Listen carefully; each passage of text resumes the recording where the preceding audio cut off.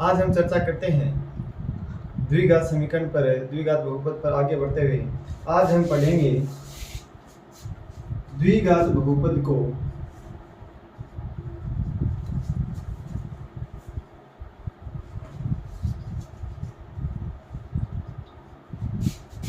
हल करने की पूर्ण वर्ग विधि।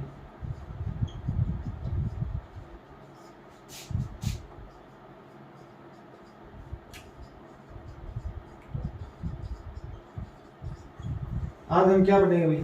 पूर्ण वर्ग विधि का अध्ययन आज हम अपनी क्लास में करेंगे। देखिए पूर्ण वर्ग विधि के अंदर क्या होता है, तो चलिए मैं एक एग्जांपल से आपको समझाता हूँ। जैसे आपको दिया हुआ हो, एक कोई समीकरण दी हुई हो, मान लो आपको समीकरण दी हुई हो 4x² + 3x, 4x² + 3x + 5, ये समीकरण इक्वल टू आपको क्या दिया हो 0, और आपको बोला जाए निम्न द्विघात समीकरण को पूर्ण वर्ग बनाने की विधि से हल कीजिए। क्या बोला जाए? निम्न द्विघात समीकरण को पूर्ण वर्ग बनाने की विधि से हल कीजिए।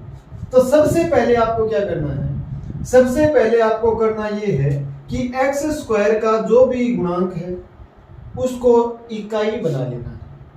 क्या करना है?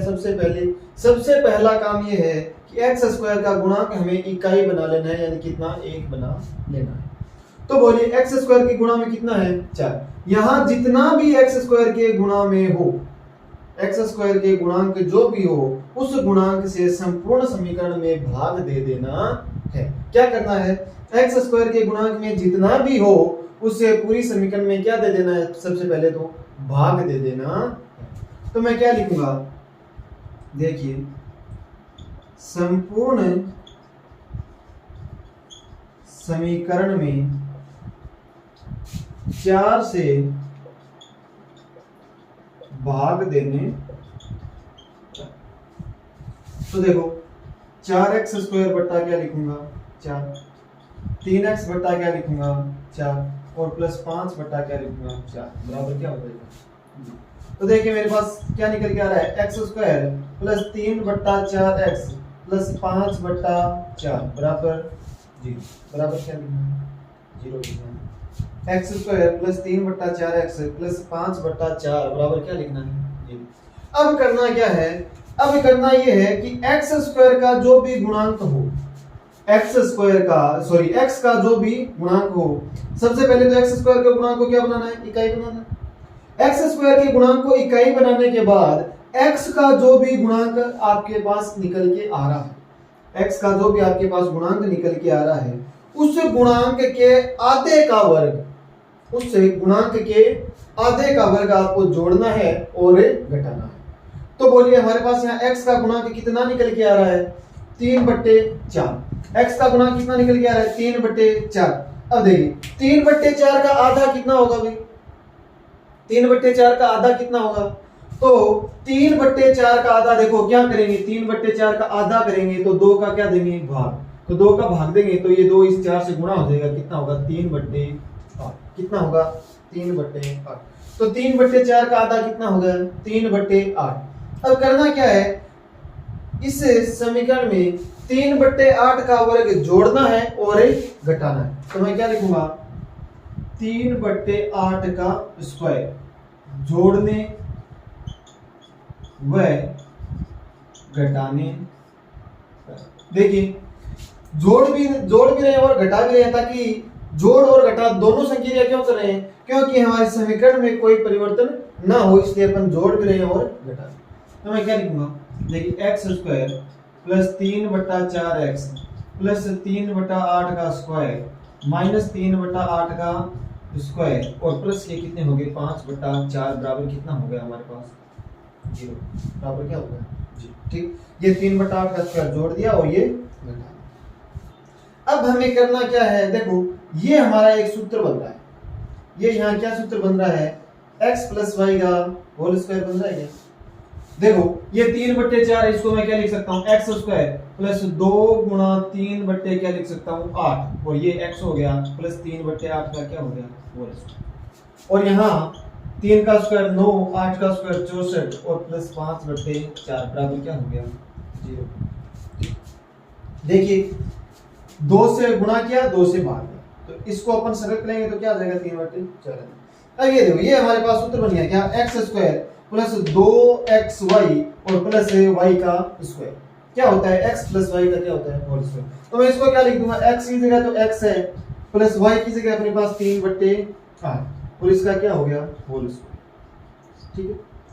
और अब देखो यहाँ माइनस लघुत्तम कितने आए 64, लघुत्तम कितने आ गए 64, 64 को 64 से भाग दिया 1, ये लीजिए 9, ठीक है, कितना हो गया 9, किसके माइनस, ठीक है 9 हो गया। और अब क्या करेंगे, देखिए 5/4 तो 4 का भाग देंगे 64 में, कितनी बार 16 चौके 64, 16 चौके 64 और फिर 16 को 5 से मल्टीप्लाई करेंगे, कितना हो गया 16 पंजो 80 प्लस के कितने 80 बराबर कितना होगा जी।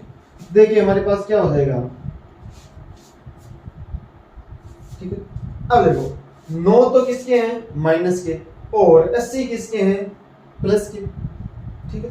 तो कितने बच जाएंगे हमारे पास, प्लस के बच जाएंगे क्या। देखिए ऐसे नहीं करो तो आप पहले एक काम करो, फिर माइनस कॉमन ले लो, तो माइनस कॉमन लेंगे तो ये प्लस की संख्या ये किसकी होगी माइनस की होगी, ठीक। तो यहाँ क्या लिखेंगे अपन, ये हो गया, ये लीजिए ये माइनस की होगी, एक ही बात है, कैसे ही कर दो। यदि ऐसे आपको सही लगे तो ऐसे करिए, जैसे आपके समझ में आए उस हिसाब से कर दीजिए। देखिए हमने यहाँ माइनस कॉमन लिया तो माइनस की संख्या तो प्लस की होगी और प्लस की संख्या है वो माइनस की होगी। जब हम किसी भी संख्या में माइनस का चिन्ह कॉमन लेते हैं तो उपरोक्त या दी गई संख्या जिससे हम माइनस का चिन्ह कॉमन ले रहे हैं उसका चिन्ह है वो परिवर्तित हो जाता है। यदि वह संख्या प्लस की होती है तो माइनस की हो जाएगी और यदि माइनस की है तो क्या हो जाएगी प्लस की हो जाएगी, ठीक है। अब देखिए क्या होगा हमारे पास x प्लस 3/8 का क्या हो गया होल स्क्वायर और माइनस के कितने बच गए, देखो कितने हो गए भाई, माइनस का 71/64 बराबर क्या हो गया, देखो माइनस के कितने 80 और प्लस के कितने 9, तो कितने बच गए भाई, संख्या तो माइनस की बची और 80 में से 9 घटाएं कितने। अब देखिए यहां से हमारे पास क्या हो जाएगा x प्लस 3/8 का क्या हो गया स्क्वायर, ठीक है। अब देखो ये माइनस माइनस प्लस और 71/64 बराबर क्या हो गया जी। अब देखो x प्लस 3/8 और इसका होल स्क्वायर बराबर ये संख्या प्लस किया तो यहाँ माइनस की 71 क्या होगी 64 होगी, ठीक।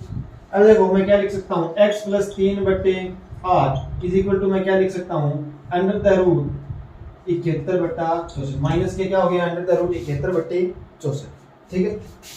और ये हो गया प्लस माइनस के, ठीक है, इसमें हो गया ये प्लस माइनस के अंदर हो गया, ठीक।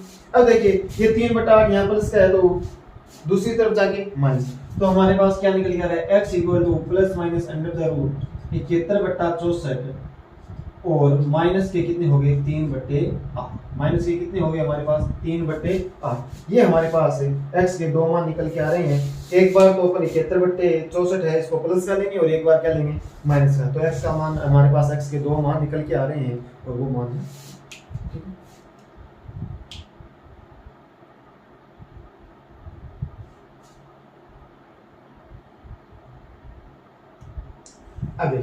अब यहाँ हमारे पास देखो आ क्या रहा है, हमारे पास ये आ रहा है कि संख्या या x का जो स्क्वायर है वो नेगेटिव आ रहा है, ठीक, नेगेटिव आ रहा है। तो देखो हम यहाँ ये भी कह सकते हैं कि किसी भी संख्या का वर्ग है वो कभी भी ऋणात्मक नहीं हो सकता। हम जानते हैं कि संख्या का वर्ग जब अपन करते हैं, देखिए कैसे मैं बोल दूं -2 तो -2 का वर्ग क्या होगा हमारे पास प्लस के 4, कितने होंगे प्लस के 4। तो कभी भी किसी भी संख्या का वर्ग है वो ऋणात्मक नहीं हो सकता। अतः हम यह भी कह सकते हैं कि ये मान संभव नहीं है, ये काल्पनिक स्थिति है। ये स्थिति क्या है हमारे पास, ये स्थिति काल्पनिक है और इसका कोई वास्तविक मूल नहीं है, ये काल्पनिक मूल इसके होंगे, इसका कोई भी वास्तविक मूल नहीं हो। क्यों? क्योंकि किसी भी संख्या का वर्ग है वो कभी भी ऋणात्मक नहीं होता।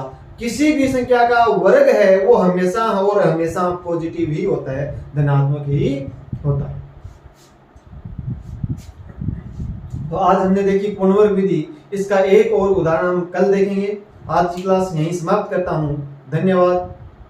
लाइक करें हमारे YouTube चैनल को, वीडियो देखते रहें और यदि किसी भी प्रकार का और क्वेश्चन आपके हो तो बताएं कि किस प्रश्नावली में आपकी दिक्कत आ रही है। प्रयास करूंगा मैं अपना अच्छे से अच्छे तरीके से सॉल्यूशन करवाने का। धन्यवाद।